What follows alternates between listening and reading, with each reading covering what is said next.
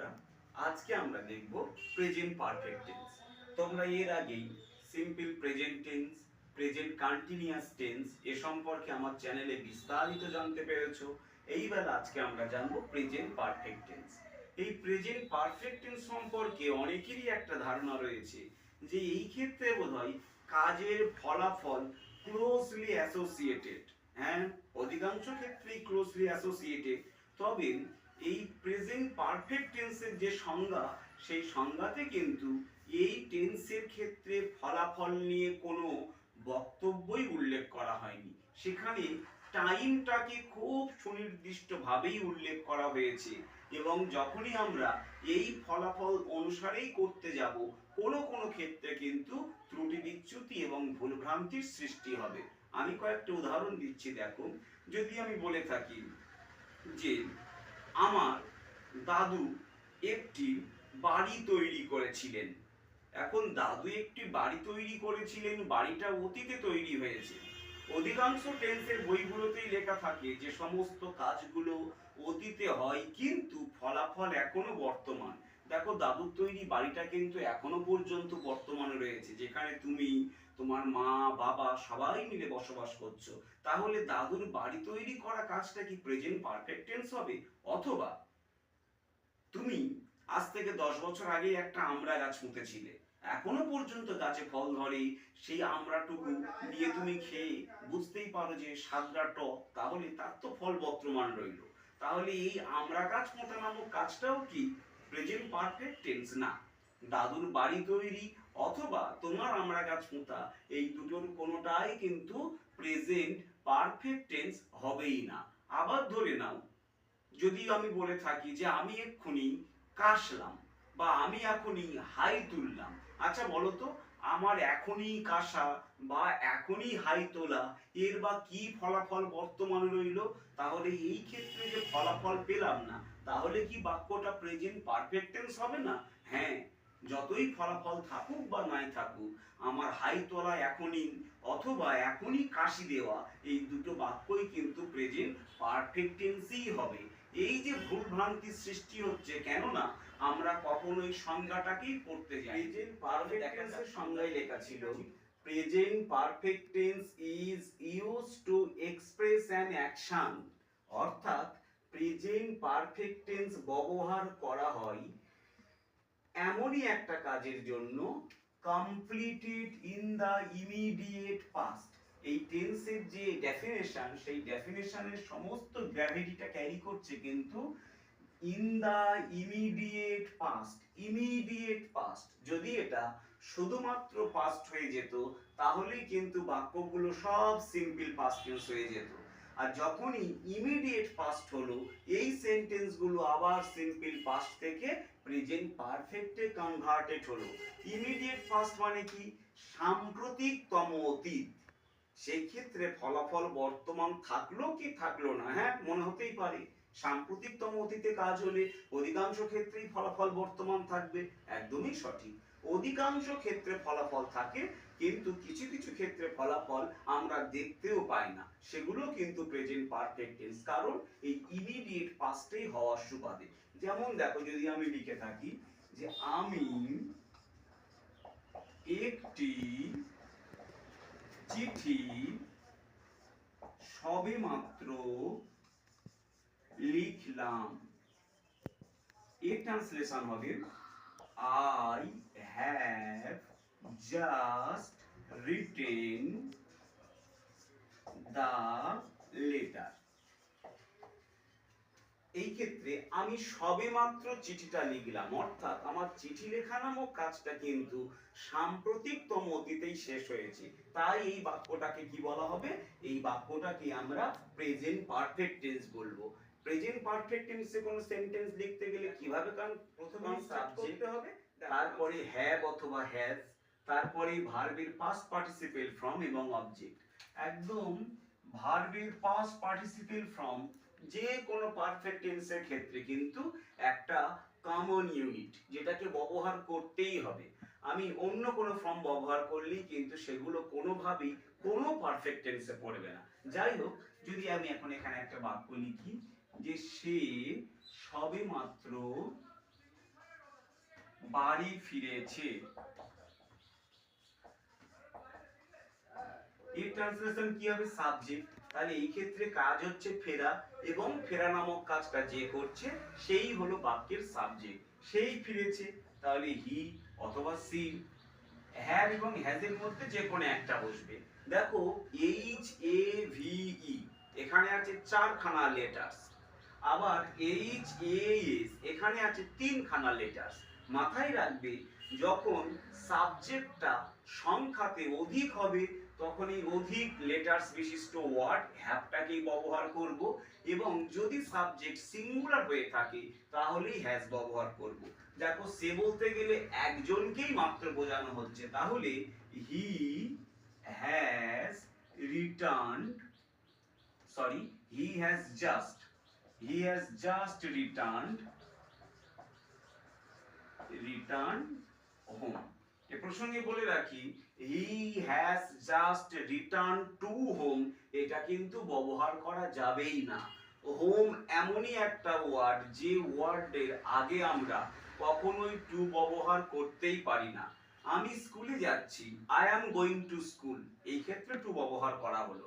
কিন্তু যদি বলা যায় যে আমি বাড়িতে যাচ্ছি, I am going to home, এটা বলতে পারা যায় না, আমাকে বলতে হবে আই অ্যাম গোয়িং হোম। কেন বলতে পারা যায় না তা অন্য কোনো একটা ভিডিওতে আলোচনা করে দেব। আশা করি এই কনস্ট্রাকশনটা ধরে ধরেই তোমরা বুঝতে পারলে যে কিভাবে প্রেজেন্ট পারফেক্ট টেন্সে একটা সেন্টেন্স ফর্ম করা যায়।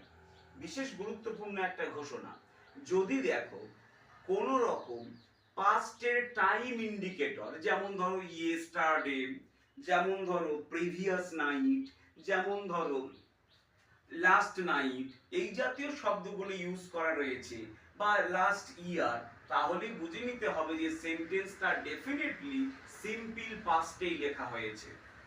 যদি পাস্ট ইন্ডিকেটর কোনো সেন্টেন্সে থেকে থাকে, সেই সেন্টেন্সের অর্থ যেভাবেই আমাদের কাছে আসুক না কেন, দেখো অর্থ আমাদের কাছে আসার অর্থ হচ্ছে এই, কোনো কোনো ক্ষেত্রে আমরা কিন্তু কোনো একটা কাজের গুরুত্ব বিচার করে সেই গুরুত্ব অনুসারে বাক্যের টেন্সকে ডিটারমাইন করতে চাই। যেমন তোমার কাকা, তিনি দীর্ঘ 10টা বছর আমেরিকায় ছিলেন, তিনি গতকালকেই আমেরিকা থেকে ফিরেছেন।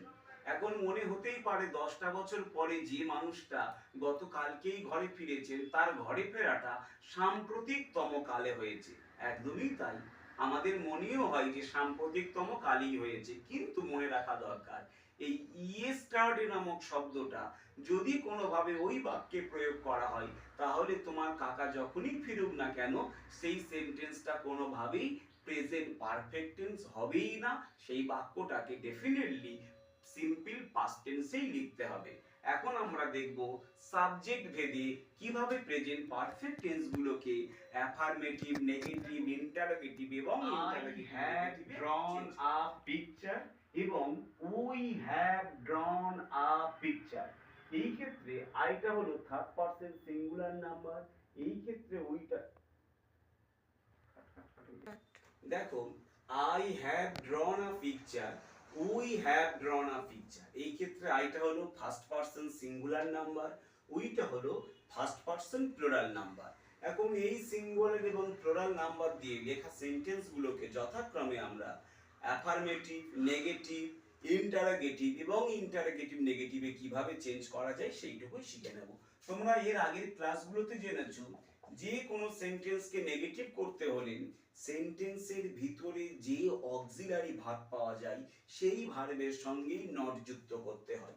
অর্থাৎ এই ক্ষেত্রে অক্সিলারি হ্যাভ, উভয় ক্ষেত্রেই সেই উভয় ক্ষেত্রের হ্যাভ নামক অক্সিলারির সঙ্গেই আমাদেরকে নটটা যুক্ত করতে হবে। অর্থাৎ নেগেটিভে কি হচ্ছে, I have not ড্রন a picture. আবার যদি এটাকে নেগেটিভ করি, এটা নেগেটিভ হবে we have not ড্রন a picture. এই সেন্টেন্সগুলোকে যখনই আমরা ইন্টারোগেটিভ করতে যাব, যে কোনো সেন্টেন্সে ইন্টারোগেটিভ করবার নিয়ম হচ্ছে বাক্যের ভিতরে থাকা অক্সিলারি ভার্বটাকে সাবজেক্টের আগে এনে বসাতে হবে। অর্থাৎ এই ক্ষেত্রে যে হ্যাভ আছে, এই হ্যাভটা কিন্তু জাস্ট আই অথবা উই নামক যে সাবজেক্টস গুলো তাদেরই আগেই ব্যবহার করতে হবে। তাহলে কি হবে চেঞ্জটা? Have I drawn a picture। আবার এই যে সেন্টেন্সটা রয়েছে have we drawn a picture। এখন এই সেন্টেন্স গুলোকে যদি আমরা ইন্টারোগেটিভ নেগেটিভের অর্থ কি? সেন্টেন্সটা একাধিক ক্রমে যেমন প্রশ্নবোধক বা ইন্টারোগেটিভ হবে, ঠিক তার পাশাপাশি ওই সেন্টেন্সের ভিতরে নো অথবা নট জাতীয় কোনো একটা শব্দ খুঁজে পাওয়া যাবে। অর্থাৎ I have drawn a picture, আমি একটা ছবি এঁকেছি, এটাকেই নেগেটিভ করলে হবে আমি কি একটা ছবি আঁকিনি? হ্যাভ আই নট, প্রতিবারের মতো এবারেও স্মরণ করিয়ে দিই, ইন্টারোগেটিভ নেগেটিভ সেন্টেন্সের সাবজেক্ট যদি নাউন হয়ে থাকে, নটটা নাউনের আগে বসে। ইন্টারোগেটিভ নেগেটিভ সেন্টেন্সের সাবজেক্ট যদি প্রোনাউন হয়, নটটা প্রোনাউনের পরে অর্থাৎ সাবজেক্টের পরেই বসবে। এখানে আই আছে বা উই আছে, দুটোই প্রোনাউন, অর্থাৎ নটটাকে আমরা কিন্তু এই দুটো ক্ষেত্রেই পরেই ব্যবহার করব। I have not ড্রন a picture, একটা কোয়েশ্চেন মার্ক। অনুরূপ ভাবে have we not ড্রন a picture, এই ক্ষেত্রে একটা কোয়েশ্চেন মার্ক। আশা করি ফার্স্ট পারসনে এই সেন্টেন্সের গুলো কিভাবে চেঞ্জ হলো তা তোমরা বুঝতে পারলে। চলো সেকেন্ড পারসনটা দেখা যাক। দেখো, you have made a mistake, এই যে সেন্টেন্সটা, এই সেন্টেন্সের সাবজেক্ট হচ্ছে ইউ, সেকেন্ড পারসন। এই ইউ নামক সেকেন্ড পারসনটা সিঙ্গুলার এবং প্লুরালে একই ফর্মে বসানো হয় এবং এই ক্ষেত্রে কোনো রকম নিয়মে তারতম্য ঘটেই না। অর্থাৎ এই সেন্টেন্সটাকে যদি আমরা নেগেটিভ করি, এর সিঙ্গুলারের ক্ষেত্রে নেগেটিভ অ্যাফার্মেটিভ ইন্টারোগেটিভ নেগেটিভ যা হবে, সেই একই ভাবেই কিন্তু প্লুরালের ক্ষেত্রেও কিন্তু নেগেটিভ ইন্টারোগেটিভ নেগেটিভ অপরিবর্তিতই থাকবে। You have made a mistake, negative করতে হলে এই হ্যাভ নামক অক্সিলারির সঙ্গে নটটাকে যুক্ত করতে হবে। You have not made a mistake. এখন এটাকে যদি আমরা ইন্টারোগেটিভ করি কি হবে? এই যে হ্যাভ নামক অক্সিলারি, এটাকেই সাবজেক্টের আগে তুলে দিতে হবে। Have you made a mistake? Don't forget to put the interrogation sign. আর তারপরেই হচ্ছে ইন্টারোগেটিভ নেগেটিভের ক্ষেত্রে তুমি কি একটা ভুল করনি, এই না নামক শব্দটাকে কিন্তু রাখতেই হবে। অর্থাৎ have you not made a mistake, হয়ে গেল সেকেন্ড পারসনের সমস্ত চেঞ্জগুলো। এরপরে আমরা দেখব থার্ড পারসনের সিঙ্গুলার এবং প্লুরালের চেঞ্জ কিভাবে হতে পারে। দেখুন, Rama has done the work, রামাটা থার্ড পারসন সিঙ্গুলার নাম্বার এবং they have done the work, যেটা হচ্ছে থার্ড পারসন প্লুরাল নাম্বার। এই সেন্টেন্সগুলোকে অ্যাফার্মেটিভ করলাম, এরপরে নেগেটিভ করা যাক। নেগেটিভে নট যুক্ত করব। Rama has not done the work. যখন এই সেন্টেন্সটাকে আমরা নেগেটিভ করব কি হয়ে যাবে? They have not done the work. আবার এই যে দুটো সেন্টেন্স আছে, এগুলোকে যখন ইন্টারোগেটিভ করব কি হবে? এই অক্সিলারি ভার্বটাই সাবজেক্টের আগেই বসে যাবে। Has Rama done the work. ঠিক একই ভাবে এই ক্ষেত্রে have they done the work এবং প্রশ্নবোধক চিহ্ন। যখন সেন্টেন্সটাকে আমরা ইন্টারোগেটিভ নেগেটিভ করব, অর্থাৎ রামা কি কাজটা করেনি, আবারও স্মরণ করিয়ে দিই, রামাটা হচ্ছে একটা নাউন। ইন্টারোগেটিভ নেগেটিভ সেন্টেন্সের সাবজেক্ট যদি নাউন হয়ে থাকে, নটটা কিন্তু ডেফিনেটলি সাবজেক্টের আগেই বসবে। অর্থাৎ হবে কি? Has not Rama done the work এবং একটা ইন্টারোগেশন সাইন। এবং এই সেন্টেন্সের ক্ষেত্রে লিখতে হবে হ্যাভ দে নট। দেখো দেটা ছিল একটা প্রোনাউন, তাই নটটা কিন্তু পরে বসলো, এবং রামটা ছিল একটা নাউন, তাই নটটা আগে বসলো। যাই হোক, have they not done the, WORK। একটু রিক্যাপিচুলেট করে নেওয়া যাক। তাহলে আমরা কি কি শিখতে পারলাম? যে সমস্ত কাজগুলো সাম্প্রতিকতম অতীতে শেষ হয়েছে, সেই সমস্ত কাজগুলোই হচ্ছে present perfect tense. Present perfect টেন্সের গঠন প্রথমে সাবজেক্ট, তারপরে হ্যাভ অথবা হ্যাজ, এরপরেই ভার্বের থার্ড ফর্ম এবং সবশেষে অবজেক্ট।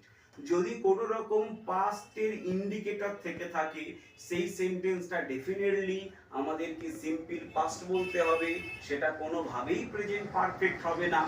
এবং প্রেজেন্ট পারফেক্টের ক্ষেত্রে অক্সিলারি ভার্ব রূপে আমরা হ্যাভ অথবা হ্যাজকে ব্যবহার করব। আমি আমার এই ভিডিও ডেসক্রিপশনে বেশ কতগুলো ট্রান্সলেশন দিচ্ছি, যারা করতে ইচ্ছুক সেখান থেকেই ডাউনলোড করে ট্রান্সলেশনগুলোই করতে পারো।